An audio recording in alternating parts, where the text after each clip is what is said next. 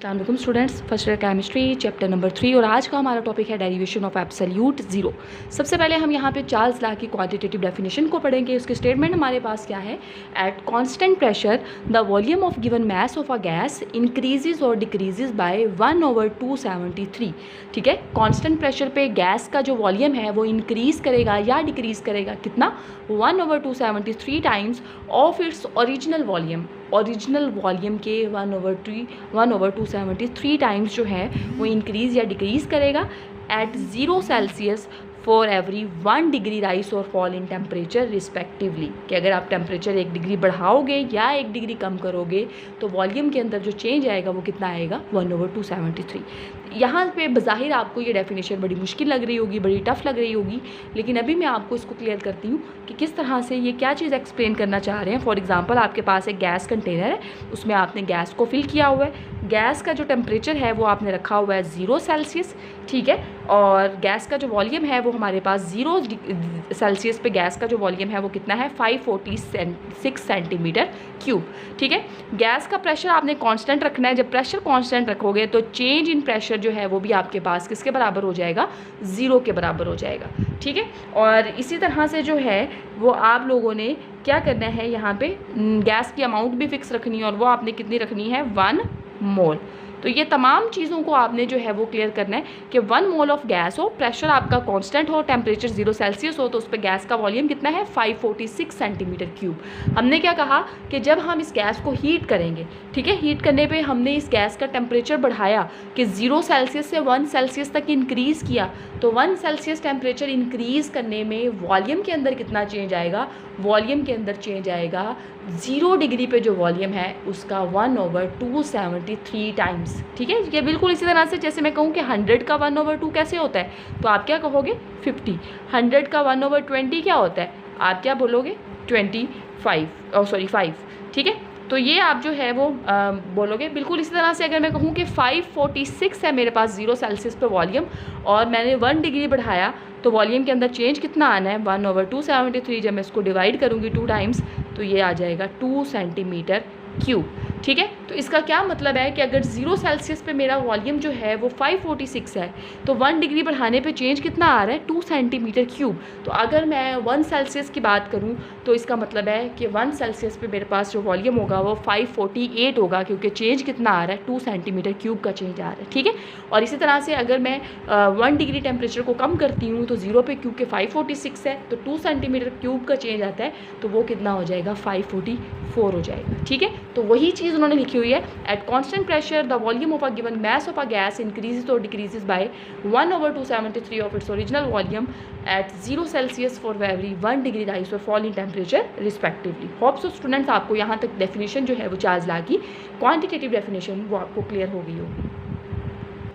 जी, तो स्टूडेंट्स यही चीज़ मैंने जो अभी आपको समझाई है कि 0 सेल्सियस पे 546, 1 सेल्सियस पे 548 और -1 पे कितना हो जाएगा, 544। अब इसको ज़रा मैथमेटिकली देखते हैं। तो मैथमेटिकली आपके पास फॉर्मूला क्या है, VT = V0 1 + T/273।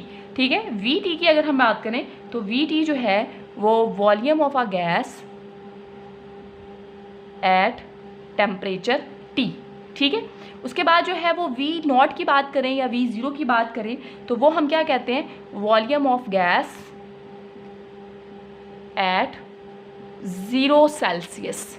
ठीक है, और थर्ड जो है वो T, this one is the temperature on centigrade और सेल्सियस स्केल। ठीक है, तो ये मेरे पास मैथमेटिकल एक्सप्रेशन है जिसमें VT के बारे में भी मैंने बता दिया, V0 के बारे में भी मैंने बता दिया और T के बारे में भी जो है वो मैंने क्लियर कर दिया। ठीक है, अब अगर मैथमेटिकली मैं आपसे कहूँ कि मुझे जो है वो 1 सेल्सियस के लिए बताएं कि कितना वॉल्यूम के अंदर चेंज आएगा, तो आपने जस्ट इस टेम्परेचर की जगह पे 1 पुट करना है। तो VT वैसे का वैसे, V0 की जगह पे क्या है, 0 सेल्सियस पे 546, 1 + 1/273। तो जब आप इसका एलसीएम लेते हो और इसको सॉल्व करते हो तो आपके पास जो आंसर आता है वो हमारे पास वो कितना आएगा 548। आप इसको सॉल्व करके देख लो एलसीएम लेके, तो 548 सेंटीमीटर क्यूब जो है वो आपके पास आंसर आएगा। तो वो चीज़ मैंने आपको मैथमेटिकली भी प्रूव कर दी और मैंने थ्योरेटिकली भी इसको एक्सप्लेन कर दिया कि किस तरह से वॉल्यूम के अंदर चेंज आना है। ठीक है, आपकी बुक पे टेबल बना हुआ है जिसमें उन्होंने एक साइड पे जो है वो वॉल्यूम को लिया हुआ है सेंटीमीटर क्यूब में, दूसरी साइड पे टेम्परेचर को लिया हुआ है सेल्सियस में, थर्ड जो कॉलम है उसमें टेम्परेचर को केल्विन में लिया हुआ है। तो सेल्सियस में जो भी टेम्परेचर होगा उसमें 273 को प्लस कर दोगे तो वो केल्विन में आ जाएगा। और लास्ट जो आपके पास कॉलम है उसमें V/T is equal to K, तो वो सबके केसेस में जो वॉल्यूम आएगा V/T की जो वैल्यू आएगी वो कितनी आ जाएगी, 2 आ जाएगी।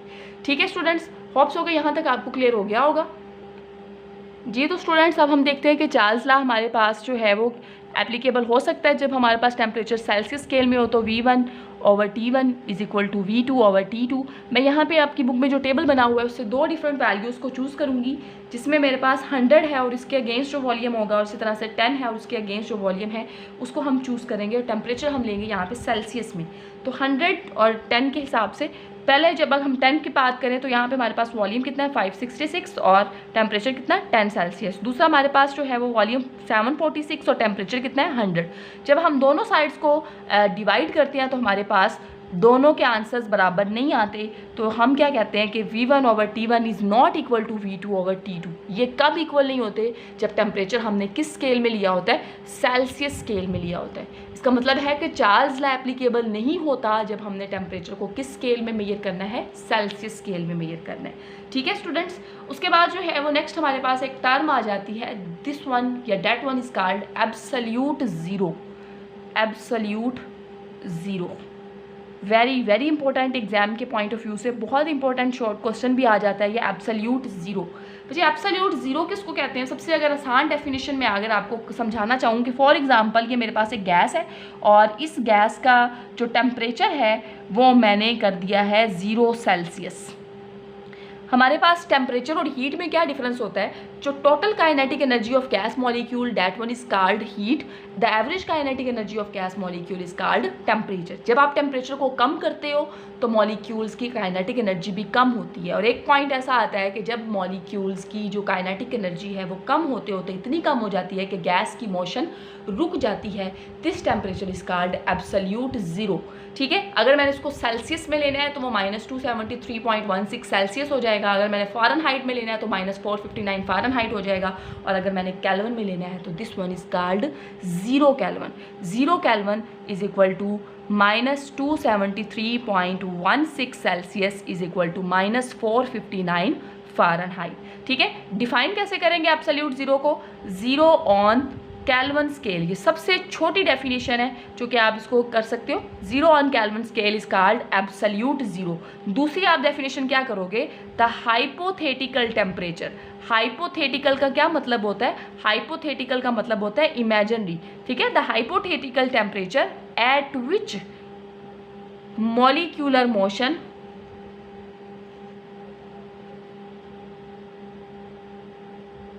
CZ of gas molecule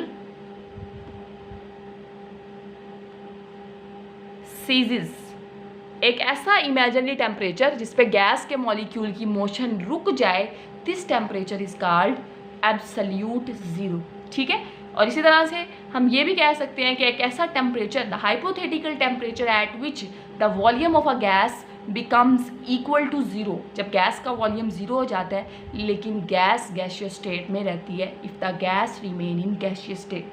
ठीक है, तो ये 3 डेफिनेशन है आपके पास एब्सोल्यूट ज़ीरो की।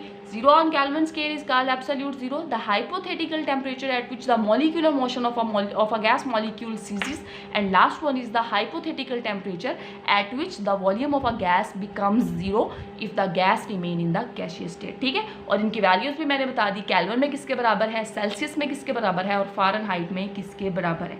होप्स ऑफ स्टूडेंट कि आपको डेरिवेशन ऑफ एब्सोल्यूट ज़ीरो इसका लेक्चर क्लियर होगा। किसी भी किस्म की कोई कन्फ्यूजन हुई तो आप जो है वो कमेंट बॉक्स में पूछ सकते हैं। अपना बहुत सारा ख्याल रखिएगा, मिलते हैं एक नए लेक्चर के साथ। अल्लाह हाफिज़।